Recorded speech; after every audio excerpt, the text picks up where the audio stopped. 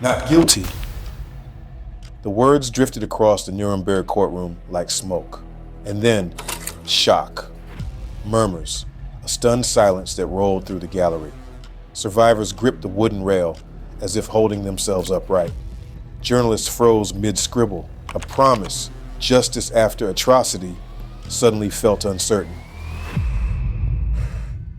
To understand that moment, we need to rewind.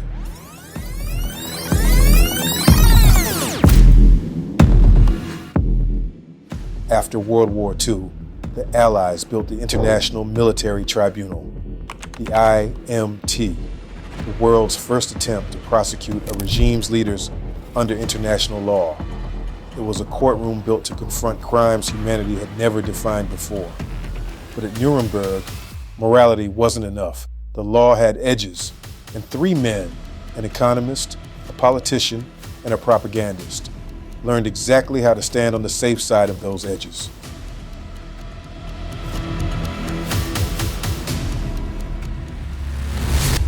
De façon qu'aucune insolvabilité existe de la part des débiteurs.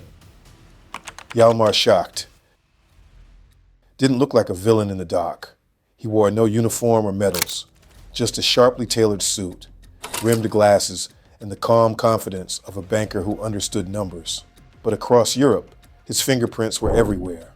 Nazi factories roaring back to life, rearmament budgets expanding, German industry accelerating. If Hitler built the machine, Schacht paid for the parts. Schacht had backed Hitler early in his rise, giving the Nazis the financial legitimacy they desperately needed. His innovations, like the MIFO bills, a secret credit system that let Germany rearm while hiding massive debt off the books, were nothing short of economic sleight of hand. German industry grew faster than the world could see, and faster than the Allies could react. But Schacht's genius wasn't just financial, it was political. He crafted the image of a patriotic technocrat, someone who could mingle with foreign bankers, secure loans, reassure markets, and sell the world a picture of a stable, recovering Germany. Meanwhile, the regime he supported was tightening its grip. Then everything changed. By 1937, Schacht had been pushed out by radicals inside the Nazi regime. His caution clashed with the ambitions of men who only cared for war and domination, not balance sheets. First, he lost the economics ministry. Then, in 1939, he lost the Reichsbank presidency. He kept a title, but no real power. And that gap between his influence in the early years and the outbreak of World War II in 1939 became his legal shield. The prosecution called him the banker of aggression. They argued that without Schacht, Germany could never have rearmed. They brought figures, memos, and testimonies. Their case was simple. You don't have to fire a gun to start a war. You can sign the loans. But the IMT's standard to get a conviction was unforgiving. They demanded proof of individual criminal responsibility, specific acts tied to specific crimes, with proven intent. Schacht admitted rearmament, but denied knowledge of aggressive war plans. He denied intent to support crimes against humanity. He portrayed himself as a stabilizer, ousted before the worst decisions were made. And under the IMT's rules, that mattered. Verdict, not guilty. Outrage exploded. Survivors saw the man who financed the Nazi rise walk free. Later, German courts would try him, but no real penalty stuck. And the world braced for who might walk next.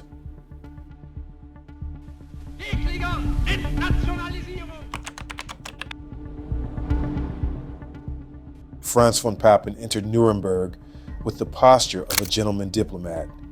But he was something far more consequential, the man who opened the door for Hitler, believing he could control him. In January 1933, Papen brokered the deal that made Hitler Chancellor of Germany. He assured conservative elites, within 2 months, we'll have pushed him so far into a corner, he'll squeal.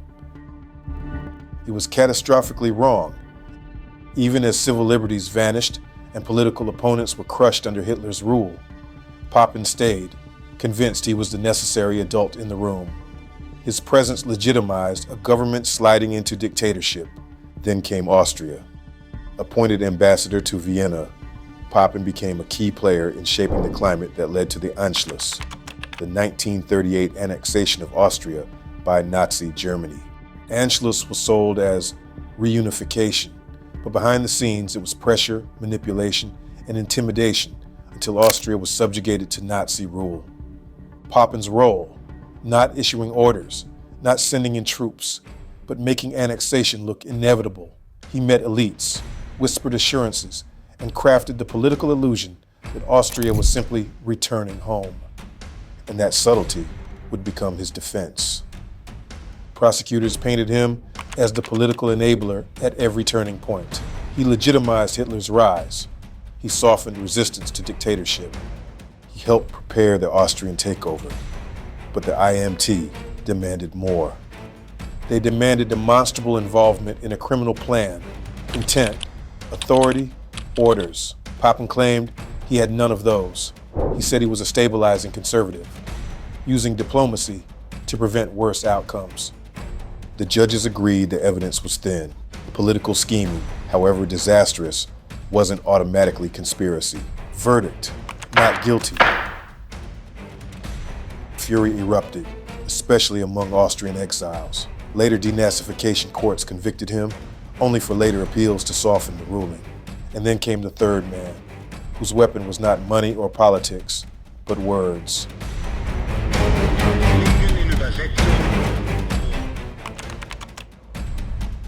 Hans Fritzsche wasn't Joseph Goebbels. He didn't design the propaganda machine, but he was one of its loudest voices. As head of the radio division, his words echoed around German homes daily. His broadcasts glorified invasions, framed defeats as heroic last stands, demonized enemies, and painted occupied regions as cleansed of bandits. In wartime Germany, radio wasn't entertainment. It was a national pulse. It shaped belief, fear, and total loyalty to the Nazi war effort. Prosecutors brought recordings into the courtroom. They argued that propaganda can be a weapon, one that softens society for atrocity. But the IMT had to draw a legal boundary. Speech becomes criminal only if it directly incites specific crimes or if the speaker intends criminal outcomes. And here, Fritzsche's defense found its foothold. He argued he simply read official bulletins, approved by higher authorities. He did not write policy. He did not command the police, soldiers, or Nazi death squads.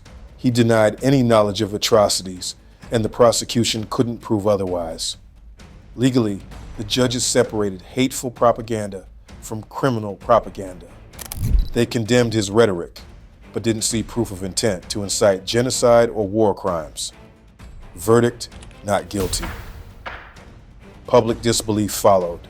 Survivors remembered his voice, but the court insisted hate wasn't enough. Intent was required. 3 different men, 3 different roles, 3 acquittals. At Nuremberg, the challenge was staggering. Translate unprecedented atrocity into charges that fit a legal statute written from scratch.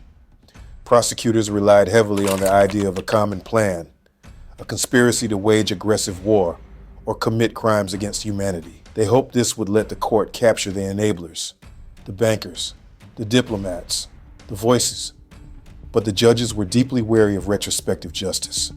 They feared creating a precedent where people could be punished for actions not clearly defined as crimes at the time. So they imposed a narrow gate: individual acts, individual authority, individual intent, proven beyond reasonable doubt. No guilt by association, no moral guilt without legal proof, no shifting the goalposts because of public outrage. This made the IMT legitimate in the eyes of international law. But it made some verdicts look like failures in the eyes of survivors. The paradox was brutal. The closer the court came to principle, the further some perpetrators slipped from accountability. Nuremberg drew a bright legal line, and some of the men who helped build the Nazi regime learned how to stand just outside of it. The trials changed international law forever, but they also revealed how far the law can fall short of justice. And that raises the real question. How do you build a system where men like this can't walk free? If you want more stories from history's most defining moments, make sure to like this video, subscribe, and turn on notifications.